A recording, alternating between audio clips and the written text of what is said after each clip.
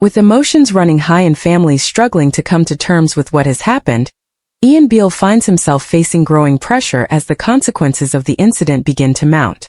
And when he attempts to make amends, his actions leave Chelsea horrified. The drama kicks off as Ian returns home and is forced to confront the reality of the situation.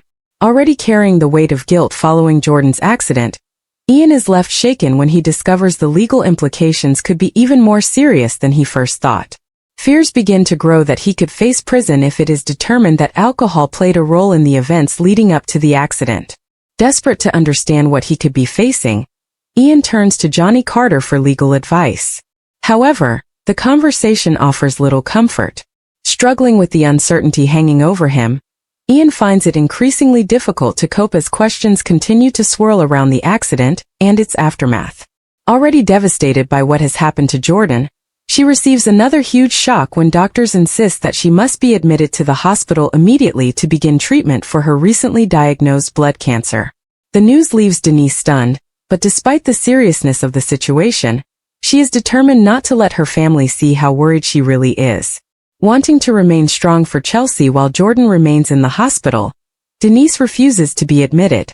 Her decision sparks concern among those closest to her, particularly Jack, who desperately tries to persuade her to put her health first.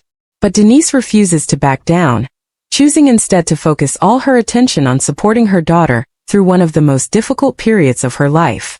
As tensions continue to rise around the square, Ian finds himself increasingly isolated.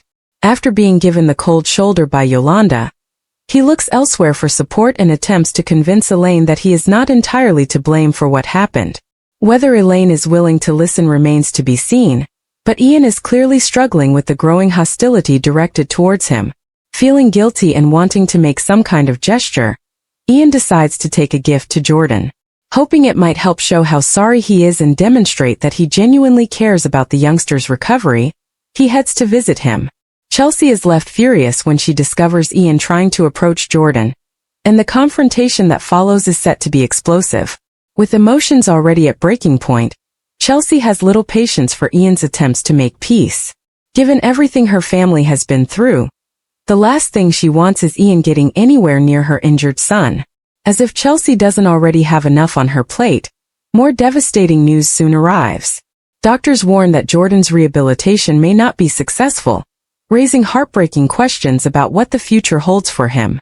The update leaves Chelsea reeling as she faces the possibility that Jordan's recovery could be far more complicated than anyone initially hoped. With Denise hiding her own health concerns, Ian battling potential legal consequences and Jordan's future hanging in the balance, next week promises plenty of emotional scenes for EastEnders viewers. Can Denise be convinced to accept the treatment she needs? Will Ian's attempts to make amends only make matters worse? And most importantly, what does the latest setback mean for Jordan's recovery?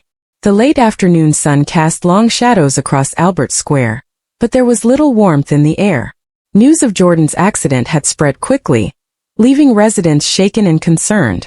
The young boy had suffered a nasty fall earlier in the day and was now resting at home, sore, frightened, and under close watch. Chelsea had barely left his side.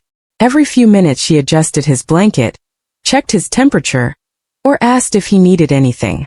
Jordan insisted he was fine, but Chelsea could see the pain in his eyes whenever he moved. "You don't have to keep fussing over me, Mom," Jordan said with a weak smile. "I'll stop fussing when you're completely better," Chelsea replied firmly. Despite her brave face, she was worried. The accident had been a frightening reminder of how quickly things could change. Meanwhile, across the square, Ian Beale was wrestling with a problem of his own. His business plans had hit another obstacle. A community project he hoped to launch needed support from local families, and he was desperate to improve his image after recent tensions with several residents. The more he thought about it, the more he convinced himself that helping Jordan might be the perfect opportunity. Unfortunately, Ian had never been particularly skilled at reading a room. By evening, he arrived outside Chelsea's door carrying a gift bag filled with snacks, magazines, and a teddy bear that looked as though it had been purchased in a hurry. He knocked confidently. Chelsea opened the door and immediately frowned. "Ian." "Evening," he said with an awkward smile. "I heard about Jordan. Thought I'd come by." Chelsea hesitated. He's resting. Of course. Of course. I just wanted a quick word. Something about Ian's tone instantly put her on edge. Reluctantly, she stepped aside. Ian entered the living room and spotted Jordan sitting on the sofa. Hey mate, Ian said cheerfully. Heard you've had a rough day. Jordan shrugged. A bit. Ian handed over the gift bag. Got you some things. Jordan thanked him politely, but Chelsea remained suspicious. Ian sat down. So, I've been thinking. Chelsea folded her arms. That sentence alone worried her. What about? She asked. Ian cleared his throat. Well, everyone's talking about what happened. It got me thinking about safety around the square. Maybe awareness. Community engagement. Chelsea blinked. Ian, what are you talking about? I'm saying Jordan could help. Jordan looked confused. Help with what? Ian leaned forward enthusiastically. My new campaign. We could tell your story. Raise awareness. Maybe do some photos. A few interviews. Nothing major. The room fell silent.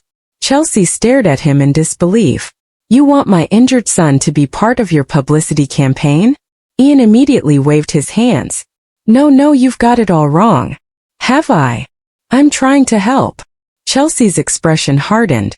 By turning Jordan into a poster child? That's not what I meant. It sounds exactly like what you meant. Jordan shifted uncomfortably and was becoming increasingly tense. Ian glanced at him. Look, people respond to real stories. Chelsea couldn't believe what she was hearing. My son isn't a story. Ian opened his mouth, then closed it again. For the first time, he seemed to realize he might have made a mistake. But it was already too late. Chelsea stepped between Ian and Jordan. He's been through enough today. I know. Do you? Yes. Because right now it feels like you're thinking about yourself. Ian's face reddened. The accusation stung because part of him knew it was true. He had genuinely wanted to help, but he'd also seen an opportunity. And now Chelsea had exposed that uncomfortable reality. Jordan quietly watched the argument unfold. I don't want to do interviews, he said softly. The simple statement hit harder than anything Chelsea could have said. Ian looked at the boy. You don't. Jordan shook his head. I just want to get better. A wave of guilt washed over Ian. Suddenly the campaign, the publicity, and the business plans felt ridiculous. He stood up. Right. Chelsea remained guarded. I think you should go. Ian nodded. You're right. That surprised her. Normally Ian would argue his case until everyone else gave up. Instead he picked up his coat. Before leaving he looked at Jordan. I'm sorry. Jordan shrugged again. It's okay. But Ian knew it wasn't. Outside he walked slowly across the square. The evening lights had begun to glow in the windows around him. Families were eating dinner. Friends were chatting outside the pub. And life continued as normal. Yet Ian couldn't shake the feeling that he'd crossed a line. For years he'd convinced himself that his intentions mattered more than his actions. Tonight had proven otherwise. The next morning, Chelsea was surprised to hear another knock at the door. Expecting a neighbor, she opened it and froze. Ian stood there again. She sighed heavily. What now? I'm not here to pitch anything. Chelsea looked skeptical. Ian held up a small envelope. I wanted to apologize properly. She took it cautiously. Inside was a handwritten note. No business proposal. No campaign details. No hidden agenda. Just a genuine apology. Chelsea read it silently. When she finished, her expression softened slightly. You wrote this? Yes. Yourself. Ian rolled his eyes. Believe it or not, I can write my own apologies. For the first time Chelsea almost smiled. Almost. I shouldn't have come yesterday, Ian admitted. I wasn't thinking about Jordan. Not really. Chelsea appreciated the honesty. At least you know that now. Ian nodded. I do. From inside the house Jordan called out. Who is it? Ian, Chelsea replied. A moment later Jordan appeared in the hallway. He looked tired but better than the day before. Ian smiled. How are you feeling? Okay. Good. There was an awkward pause. Then Ian reached into his pocket. This is actually for you. He handed Jordan a small puzzle book. No campaign attached, Ian added quickly. Jordan laughed. Chelsea couldn't help laughing too. The tension finally eased. As Ian turned to leave, Chelsea stopped him. "Thank you." He looked surprised. "For what?" "For apologizing." Ian smiled. "Trying to be a better person. Good luck with that." "Cheers." Walking away, Ian felt strangely relieved. The community project could wait. Business could wait. For once, he had learned a lesson before causing permanent damage.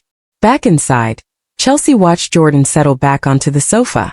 The scare of the accident still lingered, but she felt a little lighter. Jordan opened the puzzle book and grinned. Maybe Ian's not so bad. Chelsea raised an eyebrow. Let's not get carried away. Mother and son shared a laugh. Outside, life in Albert Square continued as unpredictable as ever. But for now, Jordan was safe, Chelsea was reassured, and Ian Beale had narrowly avoided turning one family's difficult moment into his own opportunity. Sometimes that was progress enough. Thanks for watching. Don't forget to like, comment, and subscribe to EastEnders Spoilers Official.